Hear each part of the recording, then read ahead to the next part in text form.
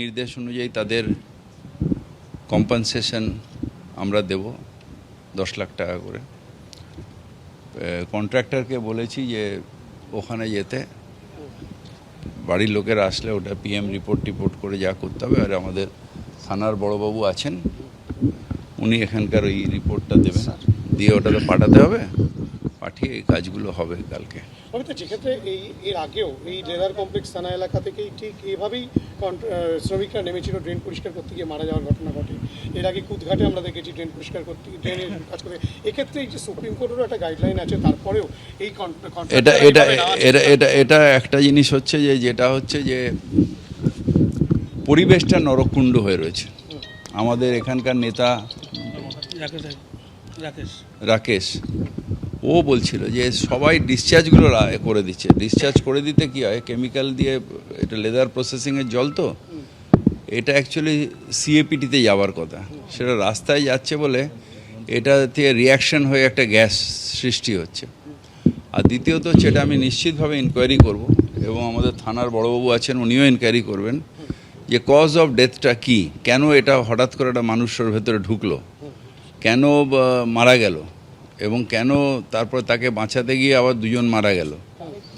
এইটা পুরোপুরি ইনকোয়ারি করে। কোনো গরিব মানুষ তার মৃত্যু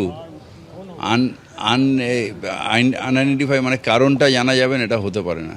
নিরাপত্তা বাড়ানোর ক্ষেত্রে কোনো রকম নিরাপত্তা না, এটা অ্যাকচুয়ালি নিয়ম হচ্ছে যে এখানে আরও বেশি প্রান্তিকরা, যে আমার যে বললো, উনি আমাদের চিফ ইঞ্জিনিয়ার ড্রেনেজ, এই কাজটা ওনার ডিপার্টমেন্ট করছে।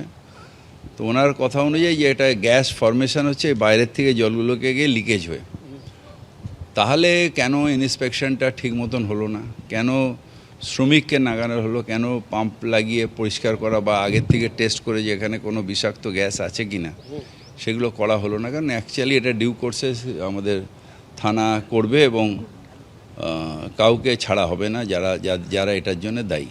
ঠিকাদারের বিরুদ্ধে কোনো ব্যবস্থা নেওয়া হবে? ঠিকাদারের যদি পাওয়া যায় যে তার গাফিলতি, তার বিরুদ্ধে ব্যবস্থা হবে। যদি পাওয়া যায় যে কোনো আধিকারিক গাফিলতি, তার বিরুদ্ধে ব্যবস্থা হবে। তার কারণ 3টে গরিব মানুষের প্রাণ গেছে। আমরা এটাকে এটা তো আর ইউপির সরকার নয় যে প্রাণ এতগুলো গেল আমি চাপবো আর ওই গঙ্গায় ডুবিয়ে ভাসিয়ে দেবো। আমাদের প্রত্যেকটা প্রাণের দাম আছে, এবং এখানে আমরা ইনকোয়ারি করে, একটা হচ্ছে যে তাকে শাস্তি দেওয়া, দ্বিতীয় হচ্ছে যে তার থেকে শিক্ষা নিয়ে যাতে এইরকম কাজ আর না করে, সেটার জন্যে একটা এটা ব্যবস্থা করা এবং একটা অর্ডার জারি করা।